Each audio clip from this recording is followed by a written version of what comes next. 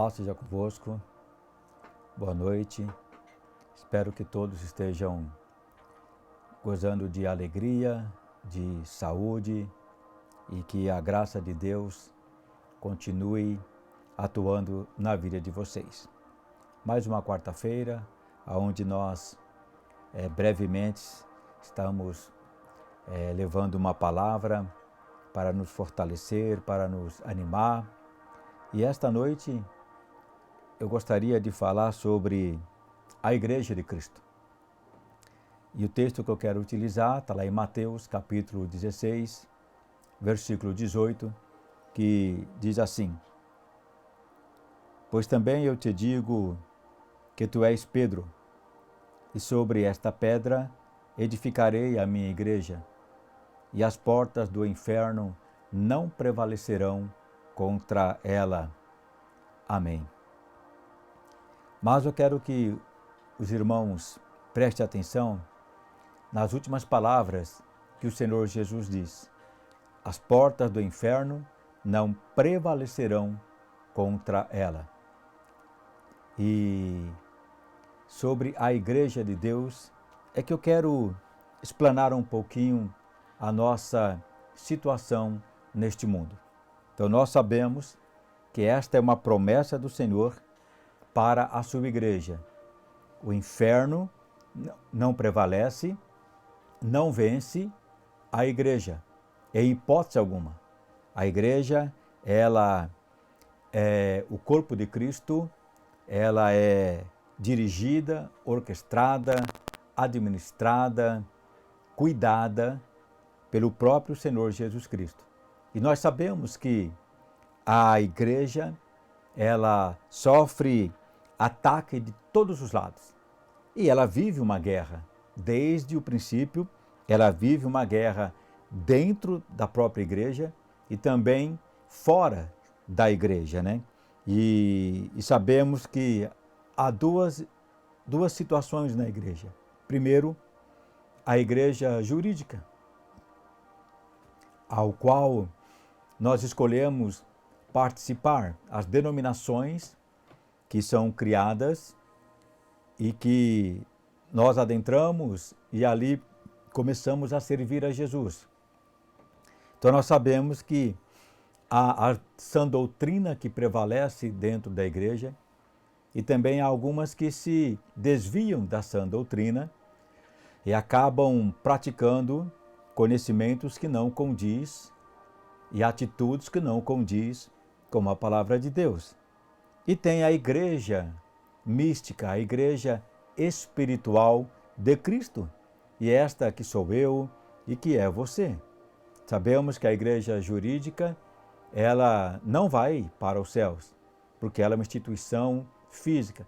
Mas sabemos que a igreja física, corpo de Cristo, eu e você, esta está sendo preparada para ir morar com o Senhor. Porque nós, como diz a palavra de Deus, nós somos o templo do Espírito de Deus. Então, há uma guerra desde o princípio contra a igreja. Mas nós temos que nos apegar a esta promessa do Senhor. A porta do inferno não prevalece contra ela. Sabemos que estamos num período muito complicado e difícil da humanidade e os levantes contra os cristãos, contra a verdade, contra a palavra de Deus, cada dia se acentua mais, né? Mas o livro de Efésios também nos orienta, capítulo 1, versículo 22 e 23 diz assim: Sujeitou todas as coisas aos seus pés e sobre todas as coisas o constituiu como cabeça da igreja, que é o seu corpo, a plenitude daquele que cumpre tudo em todos. Aleluia! Então, o Senhor da igreja não é uma figura humana, não é um ditador humano, não é alguém que,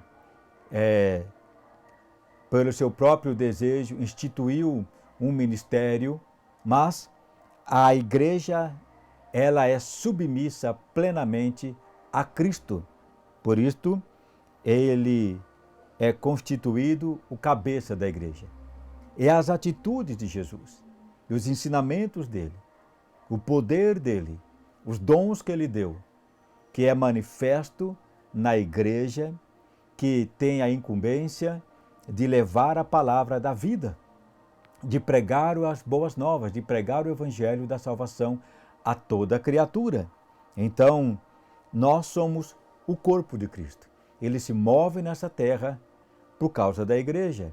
Ele só vai operar nessa terra por intermédio da sua igreja, por aqueles que verdadeiramente o aceitaram e foram plenos do Espírito e assim vivem uma vida dedicada ao Evangelho de Jesus Cristo. Então ele cumpre em nós a sua vontade para a salvação de todos os que creem através da igreja. Então a igreja, ela tem poder para intervir no mundo físico e no mundo espiritual. Então cabe a nós entendermos que esta guerra espiritual, que faz com que tantos se machuquem no ministério, que tantos se frustram dentro do ministério, também possa o Senhor curar essas feridas que produz até mesmo tristezas e dores, porque sabemos que a palavra de Deus nos orienta que nem todos são pastores, mas são como lobos vestidos de ovelha e querem tragar as ovelhas. Colossenses, no capítulo 1, versículo 18, versículo 22 e o versículo 24 diz assim, que Cristo, ele é o cabeça do corpo, da igreja. É o princípio, o primogênito dentre os mortos, para que em tudo tenha a preeminência. No corpo da sua carne pela morte, para perante ele vos apresentar santos, irrepreensíveis e inculpáveis. Regozijo-me agora no que padeço por vós, diz Paulo, e na minha carne cumpro o resto das aflições de Cristo pelo meu corpo, que é a igreja. Aleluia. Então Paulo, ele tinha a clara ciência que ele era a igreja da plenitude do Espírito Santo na terra para a salvação dos perdidos. Então, nós não podemos esquecer que, embora nós pertencemos a uma igreja jurídica, nós somos a igreja que o Senhor utiliza para curar, para expulsar demônios, para levar a palavra de vida, para quebrar os agrilhões do engano e do erro. 1 Coríntios capítulo 12, versos 27 diz assim, ora, vós sois o corpo de Cristo e os seus membros em particular. Então o Senhor não divide a sua igreja.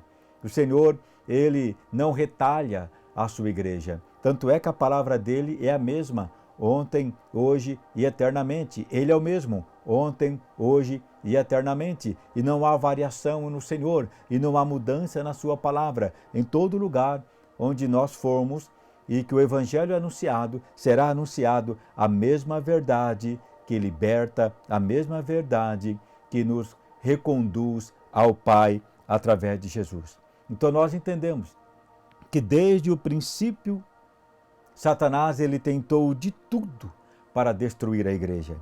Ele tentou perseguindo, ele tentou matando, ele tentou mentindo, ele tentou enganando com falsos ensinamentos, colocando dúvida nos corações das pessoas, introduzindo dentro das igrejas mensageiros do inferno para causar discórdia, confusão.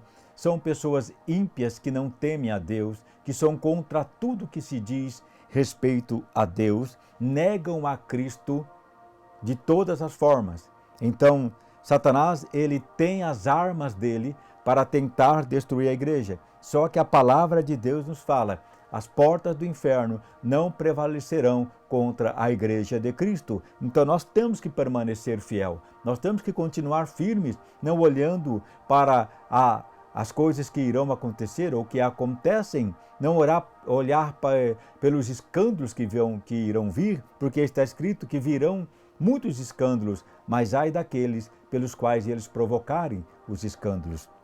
Então, Nós temos que manter a nossa vida voltado para a palavra, para Cristo, e cuidar desse templo, cuidar dessa igreja, porque ela está sendo limpa, está sendo preparada, está sendo ornada, está sendo cuidada para estar com o Senhor eternamente. Então as armas do inimigo, elas não são poderosas para nos tirar da presença de Deus.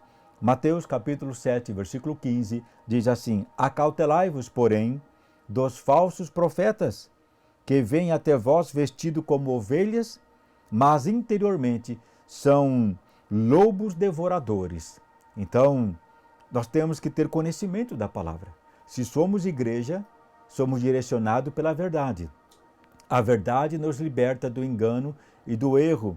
E quando nós ouvimos a verdade, nós obedecemos a Cristo. Eu costumo dizer que quando nós conhecemos a verdade e ouvimos uma mentira quanto à palavra de Deus, essa mentira dói nos nossos ouvidos. E nós percebemos que não encaixa. Então nós refutamos essas mentiras e nos voltamos à palavra de Deus para que ela permaneça viva e ativa em nossa vida. Então, a igreja, por mais que o inimigo tentou destruir, por mais que ele tenta destruir até hoje, ela continua vitoriosa para a glória daquele que nos nomeou como igreja virtuosa, santa e imaculada, para estar com o Senhor. Então a promessa para nós é: as portas do inferno não prevalecerão contra a igreja. Por quê? Porque há promessas ainda maiores para nós com relação à palavra de Deus. A promessa para nós que nos ensina que o Senhor voltará para nos buscar. Está lá em João capítulo 14, a promessa de que Ele nos daria a vida eterna. Está em Mateus capítulo 19, que ninguém nos tiraria da igreja, das mãos dele, da presença dele. João capítulo 16, que Ele está conosco todos os dias, em Mateus capítulo 7, e que Ele nos daria uma vida abundante, em João capítulo 10. Essas são pequenas promessas, eu digo em termos de quantidade, porque as promessas são mais de 8.000 na palavra de Deus para a nossa vida. Então, quando nós estivermos tristes, abatidos, desanimados com circunstâncias da igreja, então nós precisamos entender que eu sou a igreja, você é a igreja, o qual o Espírito habita, o qual o Espírito faz a diferença para que o nome de Jesus seja anunciado nessa terra.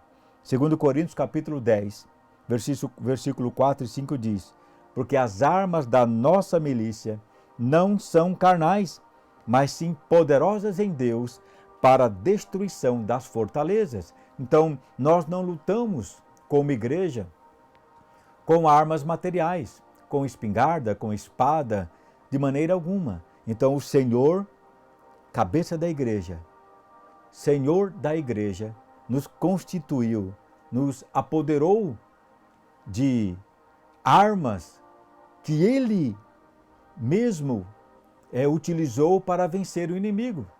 E Ele diz: eis que vos dou poder para pisar em escorpiões, vos dou poder para expulsar demônios, para curar enfermos.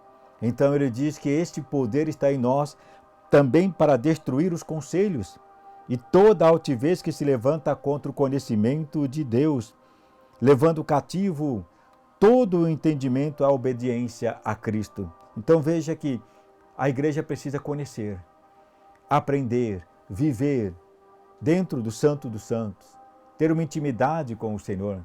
E é triste quando nós percebemos que algumas pessoas acabam se desviando, porque o foco dela está na igreja física, na igreja jurídica, na denominação. Mas o nosso foco está e deve estar sempre em Cristo, porque Ele que nos fez igreja.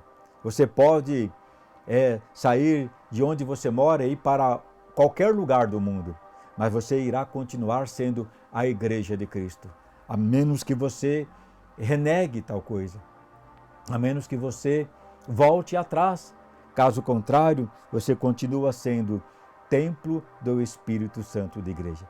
Esse tempo vai ser um tempo de muitas lutas para a igreja, porque querem desacreditar a palavra de Deus, porque querem destituir tudo aquilo que o Senhor disse acerca da igreja nessa terra para benefício da própria humanidade. Então nós, como igreja, temos que nos manter firme, continuando, permitindo e aceitando que o Senhor reine sobre nós. O Senhor Jesus, Ele está conosco para nos ajudar a vencer, suportar todas as lutas que possam aparecer para nós. E a promessa é: nós seremos mais do que vencedores. Então, olha o que Deus fala acerca da igreja lá no livro de Judas. Ele diz assim: aos chamados, santificados em Deus Pai e conservados por Jesus Cristo. Aleluia! Então veja que nós não somos igreja por acaso. Somos porque fomos chamados, santificados em Deus Pai e conservados por Cristo. Então Ele tem cuidado de nós. Ele vai cuidar da sua igreja até o último momento, quando Ele virá buscar a sua noiva amada. E eu e você somos a noiva de Cristo, a igreja desejada, a menina dos olhos do Senhor. E Ele continua dizendo lá no livro de Judas: ora, aquele que é poderoso para vos guardar de tropeçar e apresentar-vos irrepreensíveis com alegria perante a sua glória. Oh, que coisa tremenda que o Senhor está fazendo conosco, tornando-nos, cuidando-nos de tal forma para que nós sejamos irrepreensíveis. Então entenda, lutas virão, dificuldades virão, mas perdoe aquele que te feriu no ministério, perdoe aquele que não te compreendeu no ministério, ore por eles, tenha misericórdia. Deus se alegra quando nós oramos por aqueles que nos perseguem, que nós abençoamos aquele que nos amaldiçoa. Nós não podemos dever nada a ninguém a não ser o amor. Então, seguindo o exemplo de Cristo, que é o cabeça da igreja, nós continuaremos perdoando 70 vezes 7 e continuaremos acreditando que as portas do inferno jamais terá poder para nos ferir. Mas diz a palavra de Deus que ele, se nós resistirmos Satanás, ele fugirá de nós. Então, busque a cada dia mais a tua santidade, busque a cada dia mais o poder do Espírito sobre a tua vida, edifique-se como uma igreja santa, sendo preparada para morar nos céus. Que a partir de hoje você medite um pouco sobre a verdadeira igreja. A igreja que está sendo constituída para a eternidade ao lado de Jesus. Você é a igreja de Cristo. Eu sou a igreja de Cristo. Nós somos a igreja, o sal da terra. É nós que carregamos as marcas do Senhor. Nós que somos a voz de Cristo nesse tempo para anunciar que o Senhor está voltando, que o Senhor ama o pecador e que o Senhor deseja salvá-los da perdição. Pense um pouco sobre isto. Você é a igreja de Cristo. Se encha dia a dia da palavra, do conhecimento, da unção, do poder, da verdade que liberta e esteja pronto para ser usado em benefício do reino de Deus, em favor dos que estão perdidos. Medite um pouco nesta palavra. Que Deus te abençoe. Que Deus te guarde, ó Igreja Santa e Imaculada, para o dia da nossa redenção em Cristo. Deus te guarde e te dê uma semana próspera, cheia de alegria, em nome do Senhor Jesus Cristo. Fiquem na paz.